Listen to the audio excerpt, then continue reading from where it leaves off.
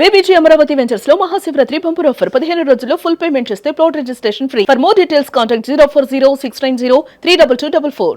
అమరావతిలో ఐకానిక్ టవర్ల నిర్మాణం అనేది ఒక కీలకమైనటువంటి ఘట్టం. దీనికి సంబంధించి ఐరన్ ఫ్రేమ్స్ తయారు చేసేటువంటి, అంటే వాటికి కావాల్సినటువంటి ఫ్రేమ్స్, ఫ్యాబ్రికేషన్ వర్క్స్ స్టార్ట్ చేయడం కోసం అమరావతిలోనే ఒక స్పెషల్గా ప్లాంట్ని ఇటీవలే మంత్రి నారాయణ ప్రారంభించారు.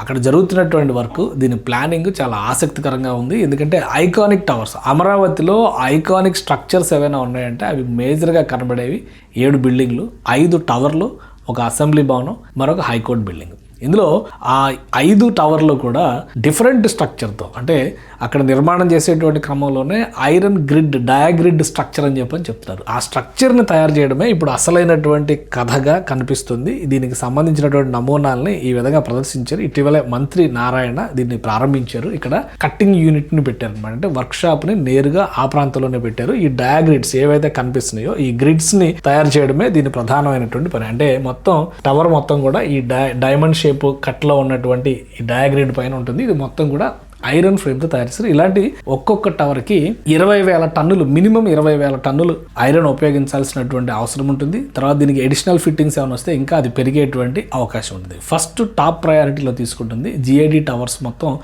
జీఐడి టవర్ అనేది చాలా ముఖ్యమైన టవర్. అదే సీఎం టవర్ అని కూడా అంటున్నారు అనమాట. టవర్ సీఎం అని కూడా చెప్తున్నారు. సో మొదటిది 1, 2, 3, 4 ఇవి నార్మల్ టవర్స్. అవి ఆల్మోస్ట్ 35-40 అంతస్తుల వరకు ఉంటుందని చెప్పని. అయితే ఈ సీఎం టవర్ మాత్రం 50 అంతస్తుల వరకు ఉంటుందని చెప్పని అంచనా వేశారు.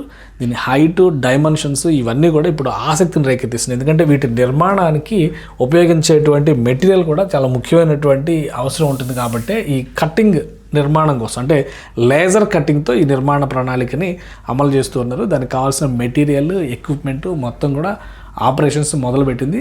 ఒక వారానికి ఒక డయాగ్రిడ్, అంటే ఒక డైమండ్ షేప్ తయారు చేయడానికి అవకాశం ఉంటుంది అనమాట. సో వీటిని సెట్ చేసుకుని వారం రోజుల్లో ఒక ఫ్లోర్కి కావాల్సినటువంటివి రెడీ చేయడం అనేది ఒక ముఖ్యమైనటువంటి టాస్క్. పైగా ఎక్కడన్నా తయారు చేసి తీసుకురావాలంటే కూడా చాలా కష్టం అనేటువంటి ఉద్దేశంతోనే ఇంత పెద్ద ప్లాంట్ని ఇక్కడ ఏర్పాటు చేశారు. ఈ ప్లాంట్ని ఏర్పాటు చేసింది కూడా భీమా అనేటువంటి సంస్థ. ఈ భీమా అనేటువంటి సంస్థ ట్రాక్ రికార్డ్ కూడా ఆసక్తికరంగా ఉంది. ఎందుకంటే వీళ్ళు గతంలో చేసినటువంటి యాక్టివిటీస్, గతంలో ఈ కటింగ్, అక్కడ ఈ పేరు ఎందుకు వస్తుంది అనేటువంటి ఒక డౌట్ వచ్చింది నాకు కూడా ఆ రోజు విజువల్ చూసినప్పుడు.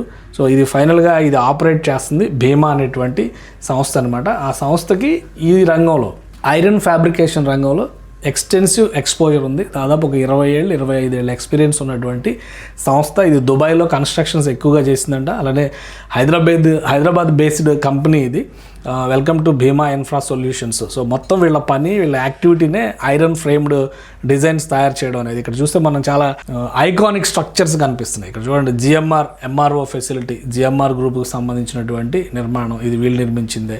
సో ఈ జిఎంఆర్ గ్రూప్కి సంబంధించిన నిర్మాణము, ఇది చూస్తే మైక్రోసాఫ్ట్కి సంబంధించిన నిర్మాణం. ఇది హైదరాబాద్లో ఉన్న మైక్రోసాఫ్ట్ కన్స్ట్రక్షన్ కూడా ఈ భీమా సంస్థ, భీమా ఇన్ఫ్రా సొల్యూషన్స్ అనేటువంటి సంస్థే చేసింది. అలాగే అనేక ప్రాజెక్ట్స్ ఉన్నాయి. ఇందులో చూస్తే గోల్డ్ ప్లస్ అని చెప్పని మరొక ప్రాజెక్ట్ కనిపిస్తుంది. తర్వాత కేఎంవి గ్రూప్తో కలిసి ఇప్పుడు హైదరాబాద్లో లార్జెస్ట్ సైకిల్ ట్రాక్ నిర్మాణం చేశారు కదా. సో అందులో కూడా వీళ్ళ పాత్ర ఉంది. ఈ ఐరన్ బేస్డ్ ఫ్యాబ్రికేషన్ వర్క్స్ అన్నింటిలో కూడా ఈ సంస్థకు ఉన్నటువంటి క్లయింట్స్ కూడా జాతీయ, అంతర్జాతీయ స్థాయి కంపెనీలు చాలా ఉన్నాయి. సో ఈ ఎక్స్పీరియన్స్ తోనే ఇప్పుడు అమరావతిలో నిర్మిస్తున్నటువంటి iconic towers iron framing work contract దక్కించుకుంది. యాక్చువల్గా ఈ టవర్ల నిర్మాణం ఇప్పుడు జిఐడి టవర్, అంటే సీఎం టవర్ అని ఏదైతే అంటున్నారో దాని కాంట్రాక్ట్ ఎన్సీసీ సంస్థకు వచ్చింది.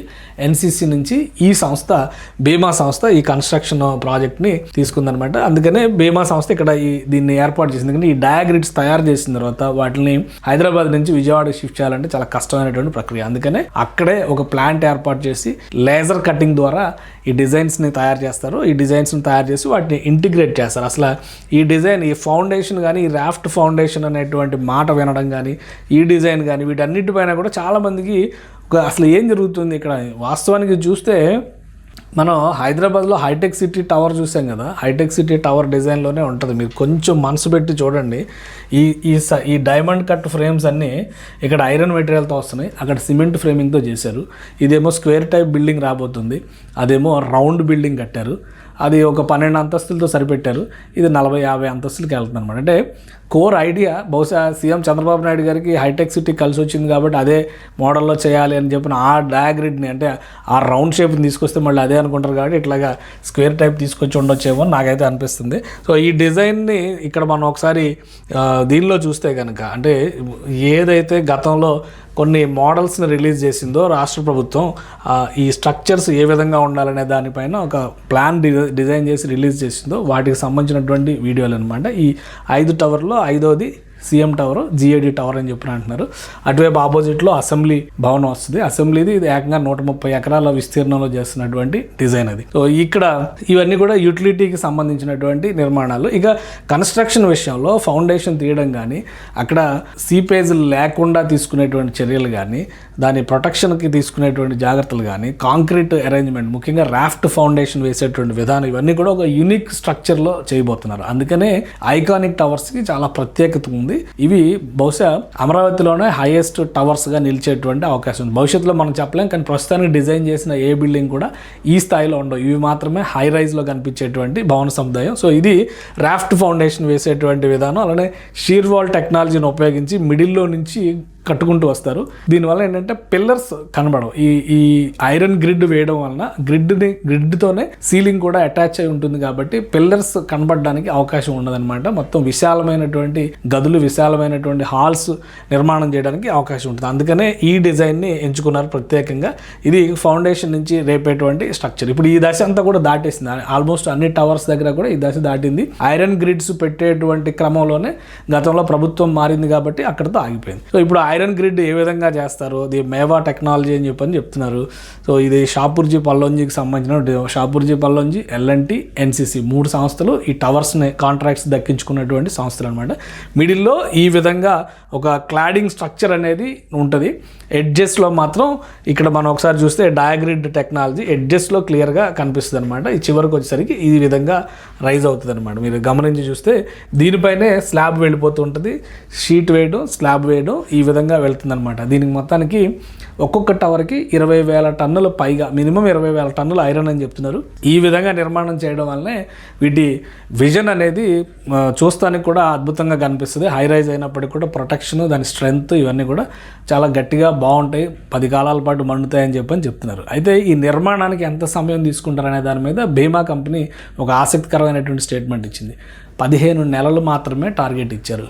బహుశా ఈ టవర్ల నిర్మాణానికి కేవలం 15 నెలల్లో వాళ్ళకి సంబంధించిన ఐరన్ గ్రిడ్ ఫ్రేమింగ్ వర్క్స్ అన్నీ కూడా కంప్లీట్ చేసి అప్పగించాల్సినటువంటి బాధ్యత వాళ్ళ మీద ఉంటుంది. ఆ తర్వాత ఇంటీరియర్ వర్క్స్ ఇవన్నీ కూడా మరికొంత సమయం తీసుకుంటాయి. అంటే సివిల్ వర్క్స్, ఇంటీరియర్ వర్క్స్ ఇవి కంప్లీట్ చేయడానికి ఇచ్చినటువంటి సమయం కేవలం 15 నెలలు మాత్రమే.